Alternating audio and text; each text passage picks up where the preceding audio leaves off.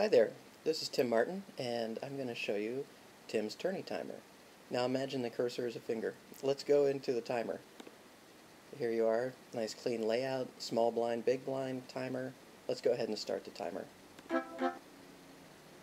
Now let's say we want to advance the blinds. No problem. We just swipe from right to left, and the blinds go up, and we're ready to go. Say we want to decrease the blinds. Just go swipe from left to right, no problem, and we're ready to go again. So you can easily navigate through your blinds with an intuitive interface without having to go back to settings or go through multiple screens. You just can swipe. If you want to restart the timer, you can double click on the timer. And there we go, we've restarted. There's also two ancillary timers, a bet timer, and so if somebody's taking forever to do their bet, you can start the bet timer, and when the bet timer is complete, it will play a sound effect, and you're good to go. If we want to release this timer, we can again double click, and the timer will go away. There's also a break timer. The break timer will pause the main timer, and it will count down for the period of the break, and when it's done, it'll play a sound effect, and the timer will resume. You can also set these breaks to go off automatically after a certain number of rounds. Okay, let's navigate to the stats section. Now here we go, we have player stats. In this setup we have 8 players.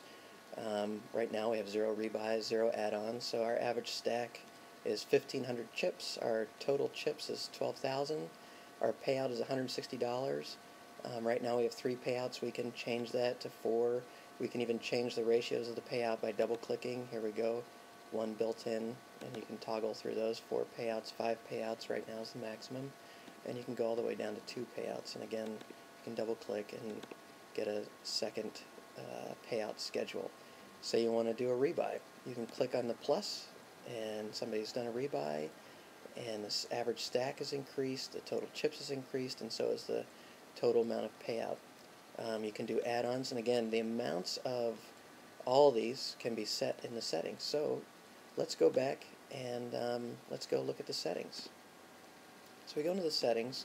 All the settings are in one place, which makes it nice and convenient and easy.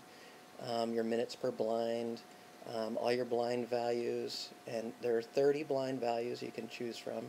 Your number of players, your buy-in amount, your starting chips, rebuy, add-on, all these things can be changed. Your break time, your bet time, your break every so many rounds. We can even choose a different audio theme, so we'll do heavy metal.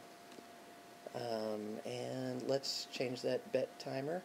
Let's do 5 seconds so we can actually hear it. The break time, that's fine. It's the same sound effect for the bet and the break timer. Let's change the add-on chips. It's pretty easy. And let us go and edit one of these blind values.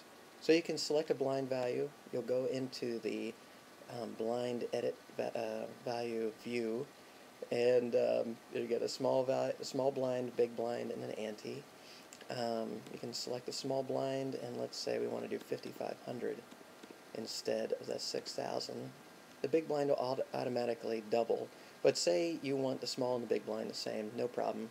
You can select the big blind, the value, they're the same, and say you want an ante. Add an ante. There you go.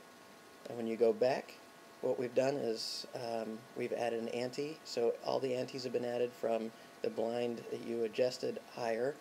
The blind values automatically adjust for you for the values that you entered here. So if you want to do, if you want to set up your values more reasonably, so say 80, and say 75, and an ante of 5. So you can see that now all your subsequent blinds have gone up. And again, you can keep editing these, and it makes for pretty quick work to set your blinds. So when we go back to the timer, we notice there was only 2 small and big blind.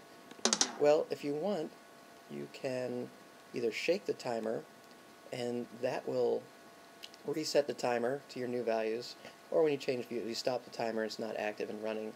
When you come back, it'll reload the settings, and now you can see the ante. We can reset the time, and we're good to go.